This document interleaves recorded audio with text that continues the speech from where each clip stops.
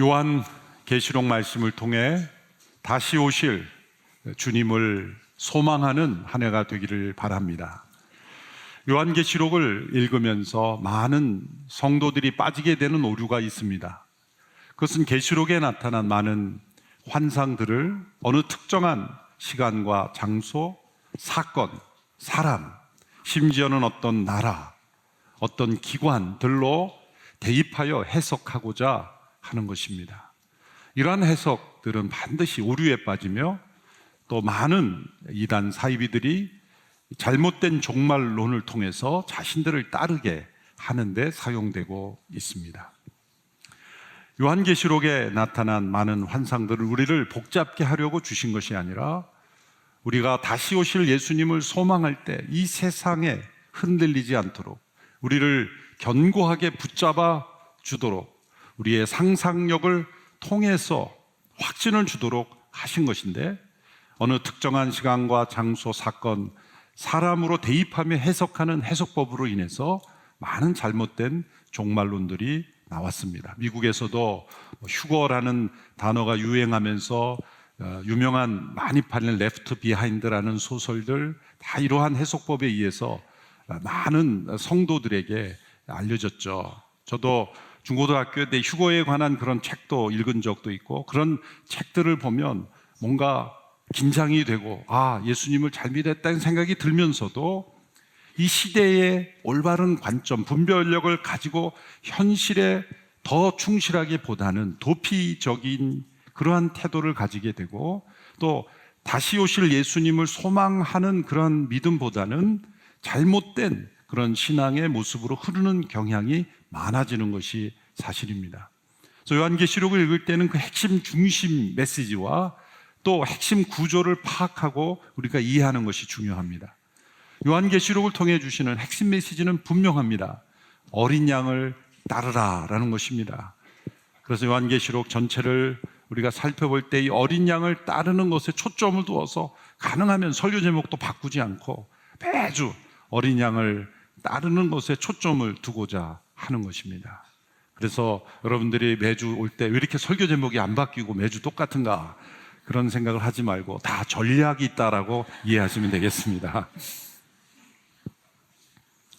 어린 양을 따르라라는 이 핵심 메시지, 그것은 현실에서의 도피가 아니다. 오히려 현실 속으로 들어가서 어떻게 그리스도의 제자의 삶을 살 것인가라는 주제라는 것입니다. 마이클 고먼이라는 학자가 요한계시록을 깊이 연구하면서 이런 핵심적인 문장을 남겼습니다. 요한계시록은 이 세상을 벗어나는 휴거가 아니라 이 세상 안에서 실현하고 행해야 하는 제자도의 이야기다 라고 잘 정리를 했습니다. 그렇습니다. 우리가 이 세상을 어떻게 이해하는가, 예수님이 다시 오신 그 마지막 때를 대비하면서 우리가 세상을 어떤 관점에서 바라봐야 되고 이 세상이 어떤 세상인지를 파악하는 가운데 어린 양을 따르는 제자의 삶이 무엇인가를 바라봐야 한다는 거죠. 그런데 우리가 직면하는 어려움은 많은 환상들, 이해하기 힘든 그런 표현, 숫자, 그런 것 때문입니다. 우리가 그래서 요한계시록을 읽을 때는 이 핵심 구조를 파악하는 것이 중요한데, 핵심 구조는 이 어린 양을 따르는 사람들, 어린 양의 진영과 용으로 표현되는 이 사단의 진영 간의 갈등과 대립과 싸움이 계속 진행된다는 구조를 파악하는 것이 중요합니다. 그 가운데 많은 표현들, 환상들이 나오는 것이죠. 어린 양의 진영은 어린 양을 따르는 7영, 여자 7교회, 충성된 증인들, 4생물, 24장로, 천사들 등등의 이 명칭들이 다 어린 양을 따르는 그런 영적인 천사들의 존재, 그런 교회, 그런 리더십, 그런 성도들, 그 모든 것을 표현하는 내용들입니다. 이것은 장차 우리에게 허락된 새 예루살렘을 향하여 걸어가고 살아가고 있는 그러한 사람들, 그리스도의 제자들을 의미합니다. 반면 이 용의 진영으로 대표되는 이 사단에 속한 이들은 용의 지시를 받고 일하는 야수들이 나오죠. 바다에서 올라온 야수도 있고 땅에서 올라온 야수도 있습니다. 큰 음녀도 있고 이세벨, 니골라당 이렇게 붙여진 이름으로 표현되는 바벨론에 속한 이들은 어린 양을 죽이려 하고 어린 양을 따르는 이들을 핍박하는 이들로 나타납니다. 이 두 진영의 싸움이 요한계시록 전반에 나타납니다. 그러므로 요한계시록은 미래에 있을 어떤 싸움을 말하는 게 아니라 역사 속에 늘 있었던 많은 이 두 진영의 싸움을 우리에게 보여주는 거죠. 우리가 지금 살아가고 있는 세상도 마찬가지입니다. 그것은 창세기 3장 15장에서 아담과 하와가 타락한 이후에 하나님께서 뱀에게 저주를 주시는 가운데 주신 중요한 구원의 약속이 있습니다. 창세기 3장 15절에서 뱀과 여자의 후손이 서로 싸울 것을 말하고 결국 여자의 후손이 승리할 것을 말씀하시는 그 짧은 한 구절에 역사의 미래가 담겨 있는 것이고, 요한계시록은 그 역사의 미래가 어떻게 펼쳐져 왔고 펼쳐져 갈 것을 우리에게 보여주고 있는 겁니다. 이 뱀과 용이 같은 계열 아니겠습니까? 그래서 계시록에서는 그게 용이 나타나는 것이죠. 그래서 우리가 계시록을 읽을 때는 로마서를 읽는 것처럼 단어 하나하나, 문장 하나하나를 논리적으로 해석하기보다도 마치 반지의 제왕 같은 소설을 읽듯이, 이 말씀이 소설이란 뜻이 아니라 그런 상상력을 통해서 이 두 영역이 서로 싸우는, 어린 양과 대조되는 이 용의 진영이 어떻게 대립되는가. 그런데 세상을 보면 언제나 용의 진영이 이기는 것 같습니다. 예수님이 태어났을 때 용의 진영에 속한 헤롯 왕은 예수님을 죽이려고 했죠. 하나님의 어린 양으로 오신 예수님을 살해하려고 했습니다. 살해하려고 베들레헴에서 태어난 영아들을 다 살해했지 않습니까? 또 그 이후에 로마의 황제들은 네도 황제나 그런 황제들은 그리스도의 사도들을 핍박하고 죽였지 않습니까? 역사적으로 어린 양을 따르는 믿음의 사람들을 얼마나 많은 세력들이 핍박했습니까? 일제강점 시대에는 일본의 천황을 신처럼 떠받들라고 하는 신사참배를, 천황을 숭배하라는 것에 어린 양을 따르는 우리 믿음의 선배들이 거부하다가 순교하지 않았습니까? 공산사회는 지금도 예수 그리스도를 따르는 어린 양을 따르는 이들을 핍박하고 있지 않습니까? 교회를 무너뜨리고 있지 않습니까? 많은 이슬람 국가들이 예수님을 믿는 교회를 테러하고 핍박하고 있지 않습니까? 끊임없이 어린 양을 따르는 이들을 공격하는 그런 용의 진영, 사단의 공격들이 끊임없이 이루어지고 있지만, 중요한 것은 어린 양을 따르는 이들은 결코 패배하지 않는다. 왜냐하면 여자의 후손으로 오시는 어린 양이 뱀을 이길 것이라고 약속하셨기 때문에 그 승리가 십자가에서 나타났고, 어린 양이 이겼고, 또 어린 양이 이김으로 어린 양을 따르는 이들도 이길 것이다 라는 약속을 계시록에서 보여주시는 거예요.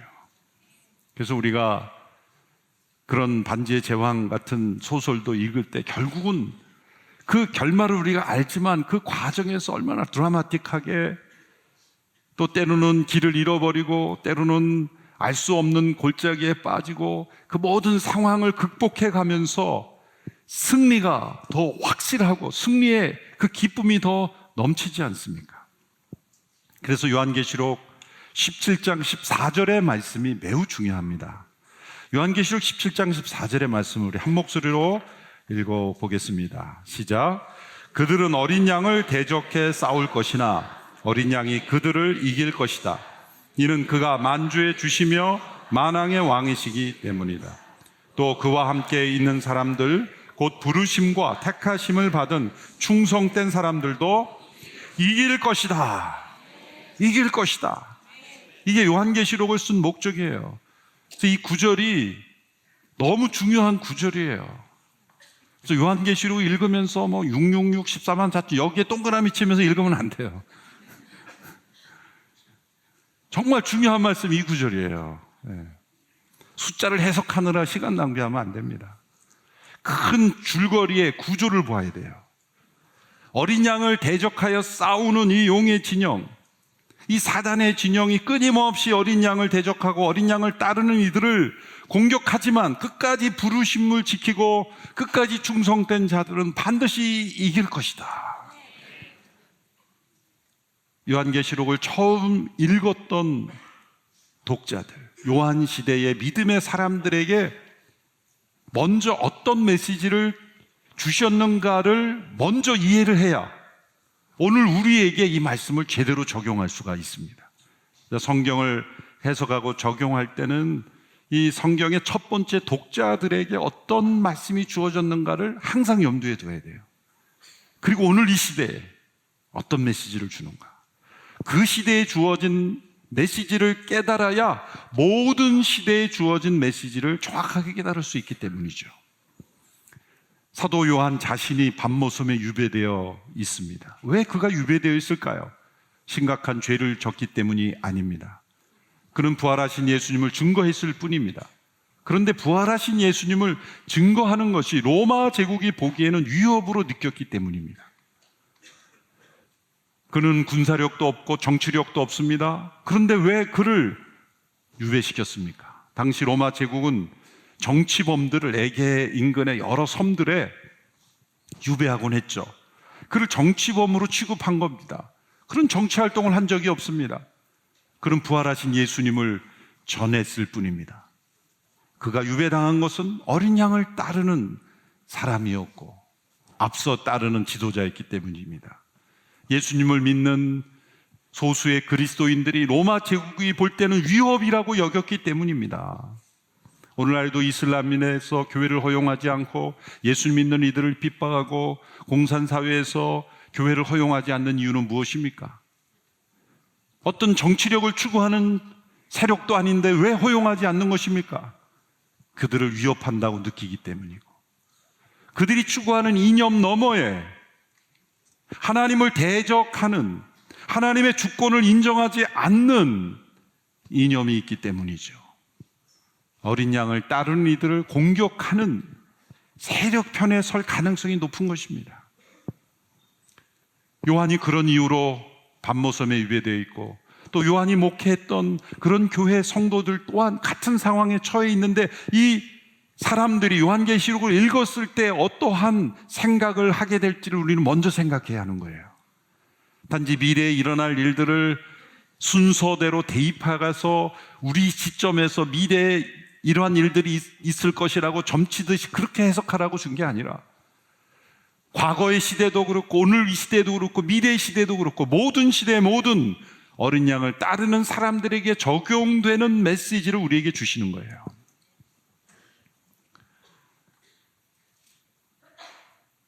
그래서 7교회를 선택하여 메시지를 주셨습니다. 소아시아 지역의 오늘의 튀르키예 지역이죠.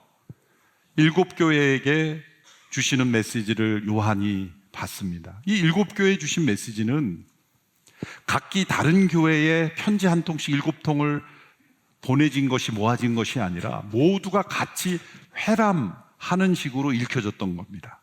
그래서 이 요한계시록 2장 3장에 나오는 7교회의 교회 이름의 순서를 보면, 지도를 통해서 보면 그 순서가 그대로 나타납니다. 제일 왼쪽 하단에 보면 밤모섬이 있죠. 그 밤모섬으로 시작해서 첫 번째로 만나는 지역이 에베소죠. 북동쪽으로 이렇게 돌아서 가는 순으로 에베소, 서머나, 버가모, 두아디라, 사데, 빌라델피아, 라오디게아, 이렇게 7교회가 북동적인 순서대로, 성경에 나오는 순서는 그 지역적인 특성입니다. 그러니까 이 편지를 가장 가까운 지역으로부터 해서 이 북동쪽으로 돌아가면서 읽도록 순서를 정하신 것이죠. 에베소 교회에 대한 소식도 서모나가 들었고, 서모나 교회에 대한 소식도 버가모도 들었고, 모든 교회가 다 다른 교회 소식도 함께 들은 것입니다. 이들은 실제 존재했던 교회들이고, 이 지역들은 로마 제국의 중요한 교통과 무역의 요충지입니다. 인구도 10만, 20만, 30만, 오늘날에 비유해서도 대도시였습니다. 그럼 왜 7교회를 택했는가? 7이라는 숫자가 완전 수로, 하나님께 속한 수로 지상의 모든 교회들을 향해 주신 메시지라는 의미를 담고 있습니다. 각 편지에 주어진 내용을 보면 각 교회에 대한 맞춤 진단이 나옵니다. 그래서 반복되는 말씀이 내가 안다, 내가 안다, 내가 안다. 오른편에 7불을 가지고 7별을 가지고 7촛대 사이를 다니시는 주님, 그것은 모든 것을 빛 가운데에서 다 아시는 주님이라는 뜻이죠. 그 주님이 각 교회를 아시고 각 교회를 평가하시는 내용이 나옵니다. 공통적인 특징은 주님이 어떤 분이라는 걸 소개하시고 또 칭찬과 책망이 나오고 그 다음에 도전과 약속이 나옵니다. 이 전체를 통해 알려주시는 것은 완전한 교회는 없다는 거예요. 물론 책망받지 않은 교회들은 있죠. 서머나 교회, 빌라델피아 교회는 다른 교회와 달리 책망은 받지 않았지만 책망이 없다 그래서 완전하다는 뜻이 아니에요. 왜냐하면 도전과 약속은 주어졌기 때문입니다. 지상에 완전한 교회는 없습니다. 그러나 또 완전히 버려지는 교회도 없습니다. 하나님은 이렇게 허물 많고 연약한 교회들이 어린 양을 따르는 그러한 흐름에 있다면 하나님께서는 보호하시고 함께 하시며 그들을 통해 새하늘과 새 땅을 준비하신다고 말씀하고 있습니다. 이제 7교회 중 첫 교회인 에베소 교회에 대하여 살펴보겠습니다. 에베소 교회라고 하면 우리가 작년에 살펴본 사도행전 말씀에서 떠오르는 장이 있어야 합니다. 물론 저는 작년에 들었던 사도행전 강해를 기억하리라고는 기대하지 않습니다. 에베소 교회에 그러면 사도행전에 떠오르는 장이 그래도 있어야 하는데 19장입니다. 19장은 바울이 3차 전도 여행 때 2년 반 머무르며 복음을 전했던 지역이고 두란노 서원이 있기에 또 기억을 하셔야 됩니다. 그곳에서 제자들을 많이 양육해서 소아시아 여러 교회에 파송했죠. 어쩌면 에베소 교회의 두란노 서원에서 양육된 사역자들이 여기 나오는 소아시아 7교회 사역자들로 파송될 가능성이 매우 높은 거죠. 그래서 에베소 교회가 중요한 것입니다. 특별히 에베소라는 지역은 로마 제국의 우상 숭배를 번성케 한 도시이기도 합니다.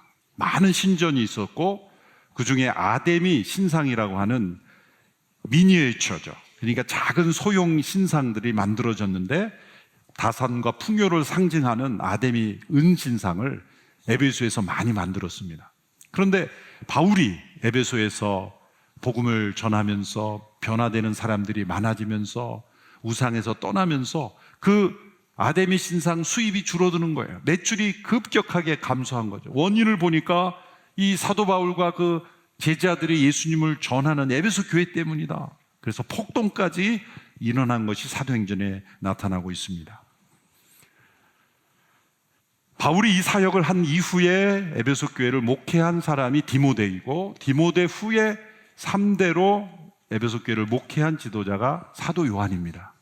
사도 요한은 예수님의 육신의 어머니 마리아를 모시고 에베소에서 마지막까지 살았던 것으로 알려지고 있죠. 지금도 에베소 지역에 가면 이 마리아를 모시고 살았다고 하는 기도원이 남아있기도 합니다. 그가 반모 섬으로 유배 당할 때도 지도에서 보셨듯이 에베소에서 가장 가까운 섬 아니겠습니까? 틀림없이 에베소에서 체포되어 반모 섬으로 끌려갔을 것이라고 생각될 수 있습니다. 이런 사도 요한이 7교회 리스트에서 에베소 교회가 제일 먼저 나왔을 때 얼마나 반갑기도 하고 설레이는 마음으로 예수님의 말씀을 들었을지 우리는 상상해 볼 수 있습니다. 먼저 주님은 에베소 교회를 칭찬할 것이 있다 말씀하십니다. 첫째, 에베소 교회는 주님의 이름을 위하여 많은 수고를 한 교회라고 말합니다. 어떤 내용인지가 구체적으로 나와 있지는 않습니다. 그러나 수고를 많이 했다. 전도도 열심히 했을 것이고 봉사도 열심히 했을 것이고 우리가 상상할 수 있는 그러한 활동들일 겁니다. 두 번째로 그들은 인내하였다. 주님의 이름을 위해 인내하였다. 에베소 교회에 바울이 경험한 것처럼 매우 폭력적인 사람들이 있었고 우상 숭배로 가득한 그 도시에서 어린 양을 따르는 제자로 살아가는 것은 많은 인내가 필요했을 겁니다. 그들은 인내했습니다. 더 나아가 세 번째로 그들을 칭찬한 세 번째가 중요한 것인데 그것은 그들이 거짓 교사들을 잘 분별했다. 자칭 사도라 하지만 가짜를 잘 분별한 사람들로 칭찬하고 있는 것입니다. 그래서 에베소 교인들이 이렇게 가짜를 잘 분별할 수 있었던 이유가 뭘까 생각해 보면, 사도행전에서 이제 바울이 에베소 장로들과 이별할 때 눈물을 흘리며 기도하며 이별하는 장면에서 바울이 권면한 내용이 나옵니다. 권면이지만 예언이기도 합니다. 그것은 바울이 떠난 이후로 에베소에 자기를 따르게 하는 거짓 교사들이 나타날 것을 예언합니다. 그래서 에베소 교회들이 깜짝 놀랐을 거예요. 바울이 이때를 미리 우리에게 알려주었구나. 그들은 정신을 바짝 차리고 자칭 사도라 하지만 사도가 아닌, 그리고 교사라 하지만 교사가 아닌 가짜 신앙을 전하는 사람들을 분별하는 일에 열심을 했다는 거예요. 이게 얼마나 중요한지 모릅니다. 오늘 우리에게 사도신경이 전해져 오고 또 우리에게 믿음의 신앙이 내려온 것은 그 에베소 교회 성도들처럼 신앙의 순수성을 지키기 위해서 노력한 이들이 있었기 때문입니다. 그래서 주님이 칭찬하시는 거예요. 그들의 수고, 그들의 인내, 그들의 영적 분별력을 칭찬하셨습니다. 그러나 그들에게 책망할 것이 있다라고 말씀합니다. 그것은 첫사랑을 버린 것이다 라는 겁니다. 2장 4절의 말씀을 같이 읽겠습니다. 시작. 그러나 내가 내게 책망할 것이 있으니 그것은 내가 첫사랑을 버린 것이다. 이렇게 많이 수고하고 인내하고 거짓을 분별하는데 열심인 교회가 첫사랑을 잃어버릴 수 있을까? 있다는 겁니다. 그것이 에베소 교회입니다. 그들은 분명 어린 양 예수님을 통해 구원받은 감격이 있었고 주님을 사랑하는 그 첫사랑 때문에 그들은 수고했고 인내했고 거짓을 분별한 겁니다. 다 주님을 사랑하는 첫사랑 때문에 많은 행위와 수고가 있었습니다. 그런데 그 사랑을 잃어버리고 그 모든 수고와 인내가 가능한다는 거예요. 우리도 예수님을 처음 만났을 때의 감격, 그 주님을 사랑한다고 고백했던 사랑의 고백을 기억할 겁니다. 그런 기억이 없다면 그런 고백은 반드시 있어야 합니다. 그런데 그 고백이 식어지고 그 주님과의 첫사랑을 잃어버리고도 우리는 신앙생활을 할 수 있다는 거죠. 봉사도 할 수 있습니다. 직분도 받을 수 있어요. 선교사역도 할 수 있고 목회사역도 할 수 있다는 겁니다. 많은 수고와 인내와 거짓을 분별하는 그런 헌신적인 교회임에도 주님과의 첫사랑을 잃어버리고도 그렇게 살아갈 수 있다라는 것을 책망하시는 겁니다. 주님은 우리의 겉모습에 나타난 헌신과 봉사로 우리를 판단하시지 않고 우리 마음속 깊은 곳에 있는 사랑으로 우리를 판단하시고 심판하신다는 거예요. 주님은 다 아시기 때문이죠.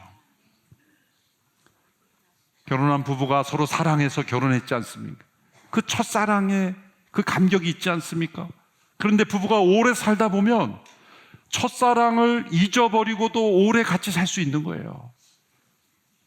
첫사랑으로 살기보다는 그냥 오래 살았으니까 사는 거고 어쩔 수 없으니까 살고 자식 때문에 살고 같이 살아야 될 이유가 많죠.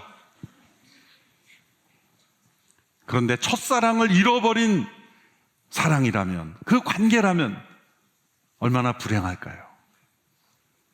첫사랑이 없이도 우리는 같이 살 수도 있고 같이 일할 수도 있고 열심히 일할 수도 있고 헌신할 수도 있는 거예요.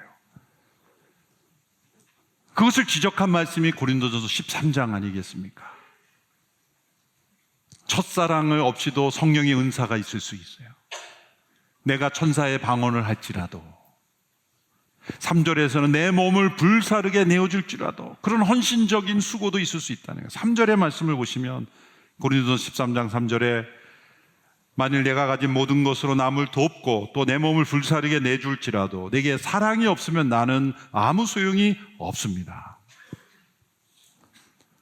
왜 에베소 교회가 이렇게 첫사랑을 잃어버린 채 수고하고 인내하고 거짓을 분별하는데 더 열심을 냈을까요? 그것은 첫사랑을 잃어버리지 않고 간직하고 첫사랑에 더 깊이 있게, 그 사랑을 더 풍성하게 더 깊이 있게 뿌리 내리는 것이 더 어렵기 때문이에요.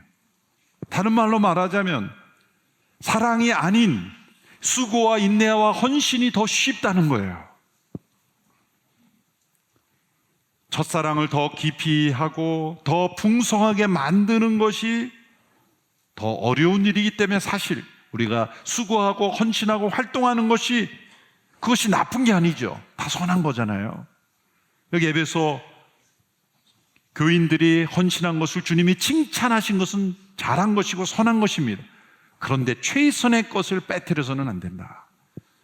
믿음, 소망, 사랑, 그 중에 제일은 사랑이라는 것은 믿음과 소망, 그것도 소중한 것인데 다 하나님께로 나아가는 통로잖아요. 믿음도 통로고 소망도 통로인데 사랑은 하나님이고 사랑이신 거예요. 사랑은 도구가 아니라 목적인 것입니다. 유진 피터슨이라는 분이 이 계시록을 강의하면서 사랑의 중요성에 대해서 이렇게 좋은 문장을 남겼습니다. 사랑은 다른 모든 일을 행한 뒤에 여력이 있을 때 하는 일이 아니다. 사랑이 바로 우리의 일이다. 사랑은 우리가 일하는 방식이 아니라 우리의 일 그 자체이다.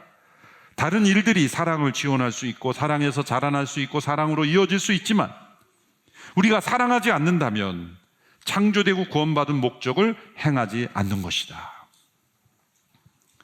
에베소 교인들이 거짓을 잘 분별했는데 왜 사랑을 잃어버렸을까 생각해보면 이 둘이 연결되어 있다고 저는 생각을 합니다.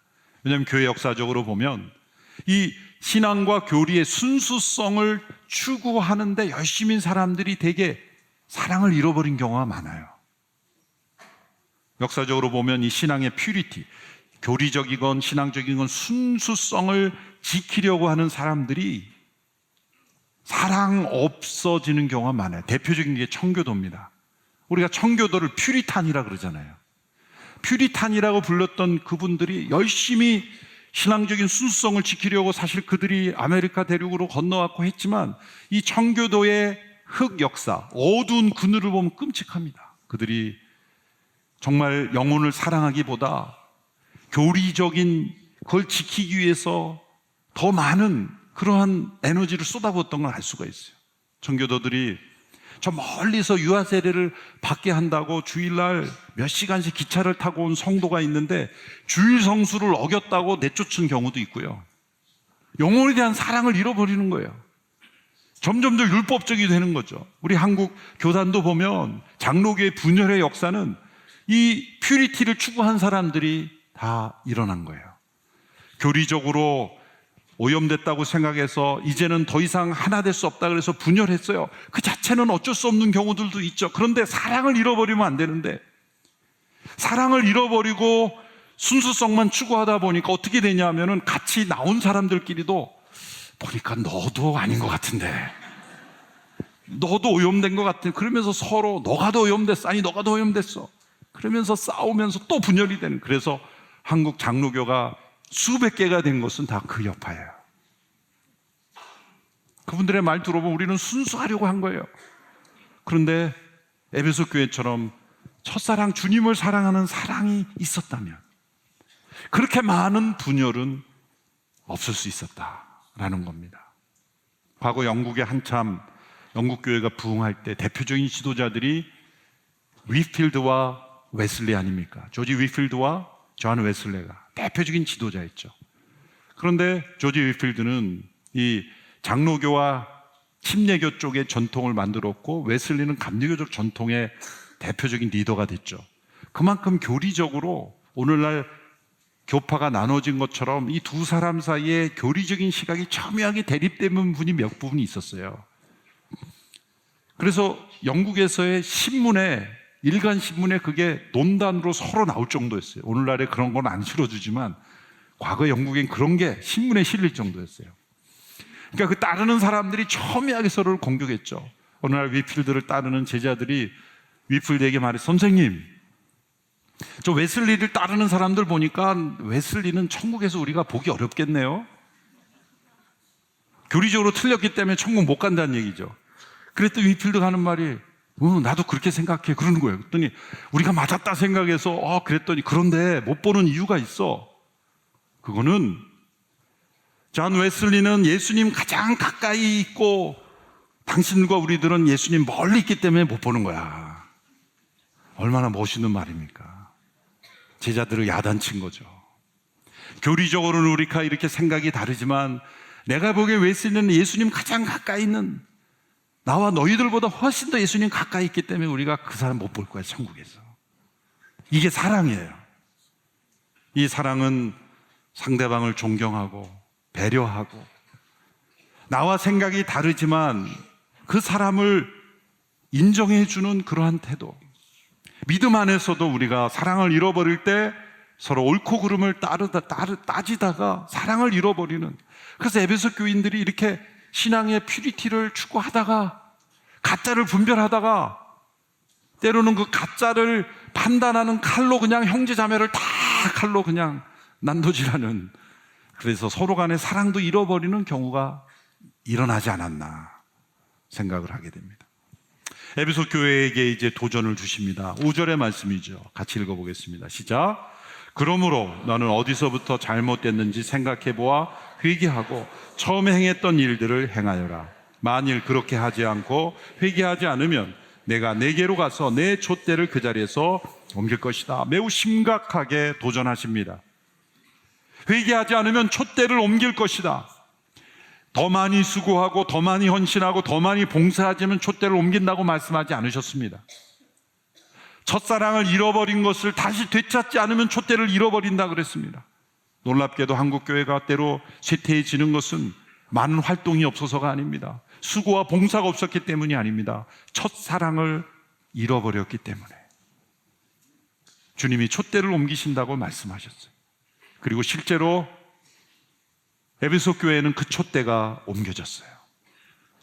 역사적으로 보면 잠깐 이그나티우스가 에베소에 보낸 편지를 보면 이 말씀을 듣고 회개하고 변화된 것 같았지만 중세를 보면 확실하게 떠났고, 지금 에베소 지역에 가면은 예수님의 이름을 아는 사람, 바울과 요한의 이름을 아는 사람이 몇 사람이 될까요? 복음이 필요한 지역이 되어버렸잖아요. 그게 촛대를 옮겼다는 거예요. 이 에베소 교인들을 천국에 못 들어오게 한다는 말씀이 아니라 촛대를 옮긴다는 것은 쓰임받는 교회가 되지 못한다는 거예요. 얼마나 안타까운 일입니까? 우리의 첫사랑, 주님을 만난 감격, 그 첫사랑에 뿌리 내리고 그 사랑 안에 더 깊이 주님의 사랑 가운데 온전히 거하는 우리가 되기를 바랍니다. 우리의 작은 섬김도 그 이유가 주님 사랑하는 것이 되기를 바랍니다.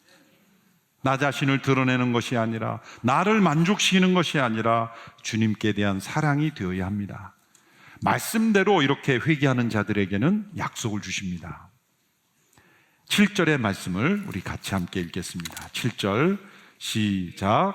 귀 있는 사람은 성령이 교회들에게 하신 말씀을 들어 이기는 사람에게는 내가 하나님의 낙원에 있는 생명나무의 열매를 먹게 할 것이다. 이 약속은 영원한 생명을 얻는 것입니다. 그것을 생명나무의 실과를 먹는 것입니다. 그래서 7교회에 주시는 약속들, 그건 동기를 부여하는 거죠.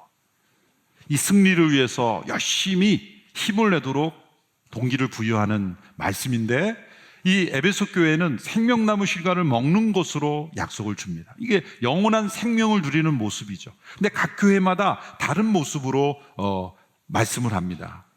서머나 교회는 생명의 면류관을 주신다 그랬고, 두아디라는 샛별, 사대는 흰옷, 빌라델피아는 성전의 기둥이 된다, 라오디게아는 보좌에 함께 앉힌 바가 된다. 이렇게 각 교회마다 다른 약속의 말씀을 맞춤으로 주십니다. 그런데 생명나무라고 할 때 우리는 창세기로 다시 기억을 더듬게 되죠. 에덴 동산에 있었던 두 나무 중 하나입니다. 두 나무만 있었던 것은 아니지만 많은 나무들은 그저 육신의 생명을 보존하는 데 쓰이는 나무들이었지만, 이 두 나무, 선악을 알게 하는 나무와 생명나무는 다른 나무와 다른 목적으로 만들어진 특별한 나무였습니다. 그것은 인간의 영혼과 육체 두 부분에 상응하기 위해 주어진 나무였기 때문입니다. 그것은 인간은 죄가 없는 상태였지만 성장해야 되는 상태였습니다. 하나님을 알아가고 하나님의 형상대로 더 성숙해가는 그래서 영광스러운 하나님의 창조를 완성해 가는 단계로 더 발전해 가야 하는 단계였습니다. 죄가 없다 그래서 그들이 하나님을 더 깊이 아는 단계는 아니었던 거예요. 죄는 없지만 그들이 이 두 나무의 기능을 통해서 하나님을 알아가는 성장이 필요했던 거예요. 그래서 단지 동물처럼 그냥 먹고 존재하는 본능을 따라 사는 존재가 아니라 하나님의 형상으로 성숙하는 이 두 나무의 장치가 필요했던 거예요. 하나는 선악을 알게 하는 나무, 하나는 생명나무였습니다. 도표로 제가 그 기능과 그 결과를 정리해 보았습니다. 선악을 알게 하는 나무에게 주어진 명령은 먹지 말라라고 하는 금지의 명령이죠. 이것은 영혼에게 초점을 둔 명령이라고 말할 수가 있습니다. 그것은 죄가 없지만 타락의 가능성은 있는, 타락할 수 있는 존재였죠. 그런데 이 먹지 말라라고 하는 금지된 명령을 계속 지키는 삶을 살게 되면 어떻게 됩니까? 타락할 수 없는 상태에 이르게 되는 거예요. 죄는 없지만 죄를 지을 수 있는 가능성이 있었지만 이제 이 명령을 계속 지켜나가다 보면 하나님이 의도하신 것은 이제 죄를 지을 수 없는, 그 타락할 수 없는 존재까지 계속 이르기를 바라셨던 거죠. 이게 그 기능을 하는 겁니다. 그런데 먹지 말라는 것을 먹어버림으로써 이제는 타락할 수밖에 없는 존재로 떨어져 버린 거예요. 죄를 짓지 않을 수 없는, 지을 수밖에 없는 존재가 되어버린 거예요. 두 번째, 생명나무에게 주어진 명령은 먹으라는 거예요. 다른 나무의 열매들은 배고픔을 해결하게 먹는 거지만 이 나무의 열매는 죽음을 겪지 않는 단계로 나아가는 영생의 축복을 누리는 도구로 주어진 거예요. 육체를 향한 것이죠. 하나님께서 흙으로 인간의 몸을 지으셨지만 불멸, 죽음을 겪지 않는 영생을 누리도록 변화되는 목적으로 주어진 것이 생명나무죠. 그래서 인간이 타락했을 때 하나님께서 동산 밖으로 쫓아낸 이유를 성경은 이렇게 말씀합니다. 이들이 생명나무 실과를 먹고 영생할까 하노라. 만약 하나님께서 에덴 동산 밖으로 쫓아내지 않고 그들이 타락한 상태로 생명나무 실과를 계속 먹게 되면 타락한 상태로 영혼이 존재하기 때문에 회복의 기회가 없어지기 때문에 이미 쫓아냄으로써, 죽게 하심으로써 우리를 회복의 길로 돌아오게 하시는 계획을 세우신 거죠. 그래서 불순종의 결과 이제는 죽을 수밖에 없는 존재가 된 거예요. 정리하면 먹지 말라 한 것을 먹음으로써 먹어야 하는 것을 먹지 못하게 된 거예요. 이게 타락한 인간의 상태인 겁니다. 그런데 그 금지된 생명나무가 다시 나타난 거예요. 요한계시록에는 이제 회복된 새하늘과 새 땅에서는 선악을 알게 하는 시험의 나무가 이제는 없습니다. 왜냐하면 어린 양 예수 그리스도로 우리의 죄를 다 구속하시고 우리를 온전케 하셨기에, 의롭게 하셨기에 이제는 시험이 필요 없습니다. 그러므로 생명나무의 실과만 우리에게 주어진 것입니다. 이 열매를 먹음으로 우리는 영생을 누리게 될 것입니다. 요한계시록에 나타난 7교회의 말씀 계속 반복되는 것은 귀 있는 사람은 성령이 교회들에게 하신 말씀을 들으라는 것입니다. 어린 양을 따르는 사람은 목자의 음성을 듣는 것처럼 오늘 이 시대의 교회는 성령의 음성을 듣습니다. 7교회에 주신 이 말씀이 바로 저와 여러분에게 오늘 이 시대에 우리 온누리교회 성도들에게 주시는 성령의 음성이라고 듣고 첫사랑을 회복할 때 주님이 우리 온누리교회를 볼 때도 주님이 칭찬하실 게 있을 겁니다. 너희들의 수고를 한다, 인내를 한다, 거짓을 분별하는 것을 한다, 너희들의 열심을 한다. 그러나 책망할 것이 있다니 그것이 첫사랑을 버린 것이라는 음성을 들려주신다면 우리가 돌이키고 다시 회복하는 저와 여러분이 되기를 축원합니다. 기도하겠습니다. 어린 양을 따르는 백성들로 이 시대에 우리를 세워주시니 감사합니다. 오늘 이 시대에 바벨론과 같은 세상 한복판에서 어린 양을 신신하게 따르는 이기는 성도들이 다 되게 하여 주시옵소서. 예수님의 이름으로 기도합니다. 아멘.